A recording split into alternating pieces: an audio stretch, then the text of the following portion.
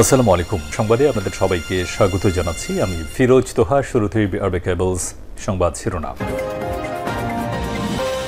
জানিয়ে দেব এই মুহূর্তে হাতে পাওয়া সর্বশেষ গুরুত্বপূর্ণ বাংলা সংবাদ। শুরুতেই থাকছে সরকার বিপদে আছে। গণতন্ত্র মঞ্চের নেতারা বলেছেন আওয়ামী লীগ সরকার খুবই বিপদে আছে। রাজনৈতিক, অর্থনৈতিক, সামাজিক ও সাংস্কৃতিক ভয়াবহ সংকটে রয়েছে সরকার। তারা চিকন সুতোর উপর হাঁটছে, যে কোনো মুহূর্তে সেই সুতো কেটে যেতে পারে। এবারে জানাবো বিএনপির মহাসচিব মির্জা ফখরুল ইসলাম আলমগীর দলটির আন্তর্জাতিক সম্পর্ক বিষয়ক কমিটির সদস্য ইশরাক হোসেনের নিঃশর্ত মুক্তির দাবি জানিয়েছেন। তিনি অভিযোগ করেন দেশটা এখন মগের মূল্যকে পরিণত হয়েছে। জানাবো সংসদের বিরোধী দলীয় চিফ হুইপ ও জাতীয় পার্টির মহাসচিব মুজিবুল হক চুনু বলেছেন দীর্ঘ সময় রাষ্ট্র ক্ষমতায় থেকে আওয়ামী লীগের জনপ্রিয়তা কমেছে। মানুষ বর্তমান সরকারের উপর বিরক্ত, আবার বিএনপির উপরও মানুষ আস্থা রাখতে পারছে না, কারণ দলটি আন্দোলনে সফল হতে পারছে না। এদিকে ব্যাটারি চালিত রিকশা চালু রাখার আদেশ দিয়েছেন প্রধানমন্ত্রী শেখ হাসিনা, বললেন ওবায়দুল কাদের। জানিয়ে দেব বিএনপির হাত থেকে ইসলামকে রক্ষা করতে হবে বলে মন্তব্য করেছেন পররাষ্ট্রমন্ত্রী ডক্টর হাসান মাহমুদ। এবং সর্বশেষ জানাবো আন্তর্জাতিক সংবাদ। ইব্রাহিম রাইসির মৃত্যু, পাল্টে যাবে মধ্যপ্রাচ্যের রাজনৈতিক সমীকরণ। প্রেসিডেন্ট ইব্রাহিম রাইসি, পররাষ্ট্রমন্ত্রী হোসেন আমির আবদুল্লাহিয়ান এবং অন্যরা হেলিকপ্টার দুর্ঘটনায় নিহত হওয়ায় শোকে মুহ্যমান ইরান। ভূরাজনৈতিক সমীকরণে এর কী প্রভাব পড়ে সেদিকেই নিবিড় দৃষ্টি রাখছে বিশ্ব। এ বিষয়ে থাকছে বিস্তারিত, সঙ্গেই থাকুন। এতক্ষণ শিরোনাম শুনছিলেন, এবার বিস্তারিত। প্রিয় দর্শক, আপনি যদি এই চ্যানেলে নতুন হয়ে থাকেন, ভিডিওটি দেখতে দেখতে চ্যানেলটি সাবস্ক্রাইব করে আমাদের সঙ্গেই থাকুন। আর এই ভিডিও সম্পর্কে আপনি আপনার মূল্যবান মতামতটি কমেন্ট বক্সে জানিয়ে দিন। আর হ্যাঁ প্রিয় দর্শক, জানিয়ে দিন ভিডিওটি কোথা থেকে দেখছেন। সরকার বিপদে আছে বলেছেন গণতন্ত্র মঞ্চের নেতারা।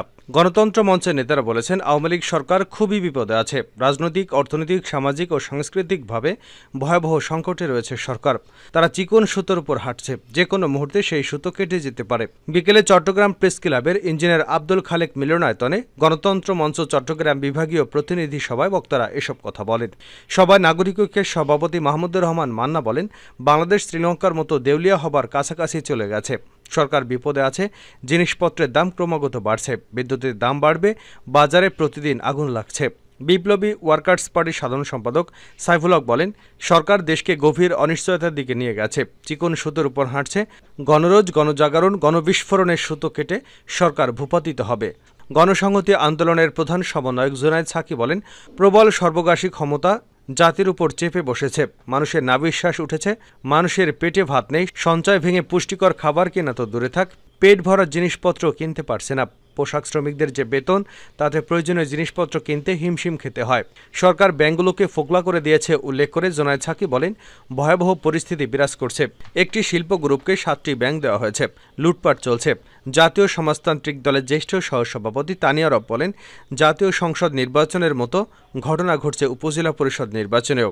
আওয়ামী লীগের 4-5 জন প্রার্থী নির্বাচনে দাঁড়িয়েছেন, নিজেদের মধ্যে লড়াই হয়েছে, কিন্তু এরপরও ভোট পড়েছে মাত্র 20 থেকে 22%। ইশরাকের নিঃশর্ত মুক্তি চান মির্জা ফখরুল। বিএনপির মহাসচিব মির্জা ফখরুল ইসলাম আলমগীর দলটির আন্তর্জাতিক সম্পর্ক বিষয়ক কমিটির সদস্য ইশরাক হোসেনের নিঃশর্ত মুক্তির দাবি জানিয়েছেন। তিনি অভিযোগ করেন দেশটা এখন মগের মূল্যকে পরিণত হয়েছে। বিএনপির পক্ষ থেকে পাঠানো এক বিবৃতিতে মির্জা ফখরুল ইসলাম আলমগীর এসব কথা বলেন। ইশরাককে কারাগারে পাঠানোর ঘটনায় উদ্বেগ প্রকাশ করেন মির্জা ফখরুল ইসলাম আলমগীর। তিনি অভিযোগ করে বলেন, আওয়ামী লীগ সরকার এখন ক্ষমতা ধরে রাখতে প্রতিনিয়তই বিএনপি সহ বিরোধী দলের উপর নেতাকর্মীদের নানা কায়দায় নির্যাতন নিপীড়ন শুরু করেছে। মিথ্যা মামলায় বিএনপি নেতাকর্মীদের জামিন না দিয়ে কারাগারে পাঠানো যেন আওয়ামী সরকারের প্রধান কর্মসূচি হয়ে দাঁড়িয়েছে। ইশরাক হোসেনও সে কর্মসূচিরই অংশ। বিবৃতিতে ইশরাক হোসেনের বিরুদ্ধে করা মামলা প্রত্যাহার সহ তার নিঃশর্ত মুক্তির আহ্বান জানিয়েছেন বিএনপির মহাসচিব। সরকারের উপর বিরক্ত মানুষ চূন্য। সংসদের বিরোধী দলীয় চিফ হুইপ জাতীয় পার্টির মহাসচিব মুজিবুল হক চুনু বলেছেন, দীর্ঘ সময় রাষ্ট্র ক্ষমতায় থেকে আওয়ামী লীগের জনপ্রিয়তা কমেছে। মানুষ বর্তমান সরকারের উপর বিরক্ত, আবার বিএনপির উপরও মানুষ আস্থা রাখতে পারছে না, কারণ দলটি আন্দোলনে সফল হতে পারছে না। গতকাল রাজধানীর বনানীতে দলীয় কার্যালয়ে জাতীয় পেশাজীবী পরিষদের সঙ্গে মত বিনিময় সভায় এসব কথা বলেন তিনি। চুনু বলেন, দুটি দলের বিকল্প হিসেবে সাধারণ মানুষ জাতীয় পার্টিকে বেছে নিতে চায়। আগামী দিনে জাতীয় পার্টির ভবিষ্যৎ খুবই উজ্জ্বল। পেশাজীবী পরিষদের আহ্বায়ক মুস্তাফিজুর রহমান আকাশের সভাপতিত্বে এবং সদস্য সচিব ডাক্তার রাকিবের সঞ্চালনায় মত বিনিময় সভায় আরও বেশ কিছু নেতাকর্মী উপস্থিত ছিলেন। ব্যাটারি চালিত রিকশা চালু রাখার নির্দেশ দিয়েছেন প্রধানমন্ত্রী ওবায়দুল কাদের। প্রধানমন্ত্রী শেখ হাসিনা ব্যাটারি চালিত রিকশা চালু রাখার নির্দেশ দিয়েছেন বলে জানিয়েছেন সড়ক পরিবহন ও সেতুমন্ত্রী ওবায়দুল কাদের। তবে দেশের 22টি মহাসড়কে ব্যাটারি চালিত রিকশা বন্ধ থাকবে বলে জানিয়েছেন তিনি। সোমবার দুপুরে গুলিস্তান বঙ্গবন্ধু অ্যাভিনিউয়ে আওয়ামী লীগের কেন্দ্রীয় কার্যালয়ের সামনে ওলামা লীগের প্রথম প্রতিষ্ঠা বার্ষিকীর আলোচনায় একথা বলেন সড়ক পরিবহন ও সেতুমন্ত্রী।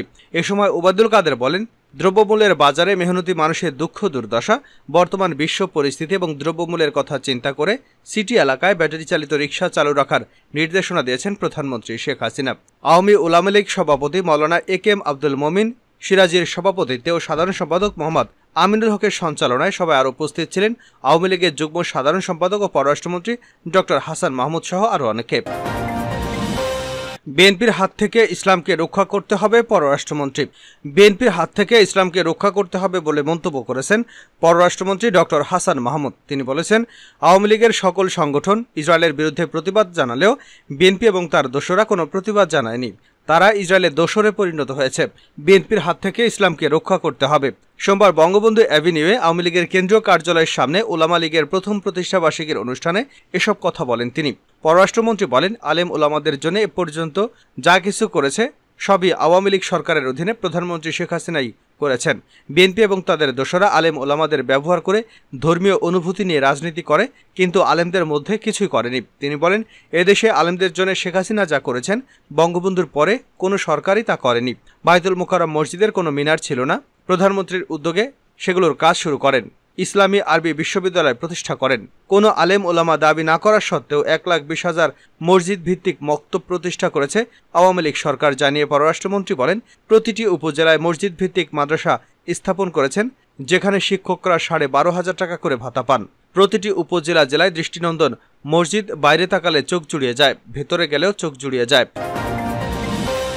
রাইসির মৃত্যু পাল্টে যাবে মধ্যপ্রাচ্যের রাজনৈতিক সমীকরণ। প্রেসিডেন্ট ইব্রাহিম রাইসি, পররাষ্ট্রমন্ত্রী হোসেন আমির আবদুল্লাহিয়ান এবং অন্যরা হেলিকপ্টার দুর্ঘটনায় নিহত হওয়ায় শোকে মুহ্যমান ইরান। কিন্তু এরপরে কি ঘটে? ভূরাজনৈতিক সমীকরণে এর কি প্রভাব পড়ে সেদিকে নিবিড় দৃষ্টি রেখেছে বিশ্ব। পশ্চিম এশিয়া জুড়ে যখন উদ্বেগ বিরাজ করছে, ঠিক তেমন এক অত্যন্ত সংকটময় সময়ে ইরানের উত্তর পশ্চিমাঞ্চলে দুর্ঘটনা ঘটল। গত 7 মাস ধরে গাজায় নৃশংস যুদ্ধ চালিয়ে যাচ্ছে ইহুদিবাদী ইসরায়েল। হামাসের রকেট হামলার জবাবে তারা নির্বিচারে মানুষ হত্যা করছে। তেল আবিবের বিরুদ্ধে লেবাননে হিজবুল্লাহ যোদ্ধাগোষ্ঠীকে লেলিয়ে দেওয়ার অভিযোগ বারবার আনা হয়েছে তেহরানের বিরুদ্ধে। ইসরায়েল এবং ইরানের মধ্যে উত্তেজনা বহুদিন ধরে, কিন্তু সেই উত্তেজনা ছিল চাপা, প্রকাশ্য নয়। তা গত মাসে প্রকাশ্যে আসে। সিরিয়ার দামেস্কে ইরানের কনসুলেটে ইসরায়েল হামলা চালিয়ে রেভলিউশনারি গার্ডের 2 জন কমান্ডার সহ কমপক্ষে 7 জন সদস্যকে হত্যা করে। ওই কনসুলেট ভবনে মাটির সঙ্গে মিশে যায়। এর প্রতিশোধ নেওয়ার অঙ্গীকার করে ইরান। তারই ফল হিসেবে গত মাসে ইসরায়েলে ক্ষেপণাস্ত্র, ড্রোন ছড়ে ইরান। তবে তা ইসরায়েলের আকাশ প্রতিরক্ষা ব্যবস্থা আয়রন ডোম আকাশেই নিষ্ক্রিয় করে ফেলে। ইরান জানিয়েছে তাদের কনসুলেটে হামলার প্রতিশোধ ছিল এটা। ইসরায়েল ও ইরানের এই হামলার জবাব দেয়। তারা ইরানের ইস্পাহান প্রদেশে ক্ষেপণাস্ত্র নিক্ষেপ করে ক্ষেপণাস্ত্র প্রতিরোধ ব্যবস্থায়। তবে তাতে তেমন কোনো ক্ষয়ক্ষতি হয়নি। উল্লেখ্য, ইস্পাহানে ইরানের বহুল আলোচিত ইউরেনিয়াম সমৃদ্ধকরণ স্থাপনা অবস্থিত। এইসব ঘটনার মধ্যে ইরানের প্রেসিডেন্টকে বহনকারী হেলিকপ্টার বিধ্বস্ত হয়েছে। এতে নানা রকম জল্পনা কল্পনা ছড়িয়ে পড়েছে। এখন পর্যন্ত রাষ্ট্রীয় মিডিয়ায় এটাকে দুর্ঘটনা বলে উল্লেখ করা হয়েছে। তবে ইরান সরকারের আনুষ্ঠানিক বক্তব্যের জন্য অপেক্ষা করছে সবাই। যদি এক্ষেত্রে কোনো রকম দোষারোপের দিকে যায় ইরান, বা যদি কোনো রকম নাশকতার প্রমাণ থাকে তাদের হাতে, তাহলে স্পর্শকাতর এই অঞ্চলে নতুন করে উত্তেজনা দেখা দিতে পারে। অন্য দেশগুলোর সঙ্গে ইরানের সম্পর্কের সমীকরণ একই রকম থাকতে পারে। সরকার পরিচালনায় হাত লাগাবেন সুপ্রিম নেতা আয়াতুল্লাহ আলী খামেনি। সরকার এরই মধ্যে জানিয়ে দিয়েছে যে কোনো রকম বিঘ্ন ছাড়াই কার্যক্রম পরিচালনা করবে। যুক্তরাষ্ট্রের ভূমিকা কি হবে তাও এখন পরিষ্কার নয়। প্রেসিডেন্ট রাইসের মৃত্যুর খবরে তারা এই রিপোর্ট হাতে আসা পর্যন্ত কোনো প্রতিক্রিয়া দেখায়নি।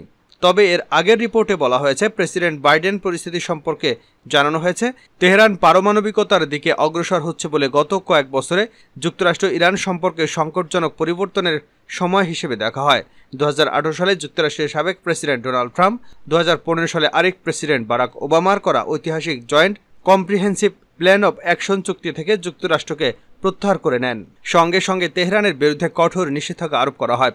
এর ফলে পারমাণবিক কর্মসূচি নিয়ে ইরান তার চুক্তির সীমা লঙ্ঘনে উদ্বুদ্ধ হয়।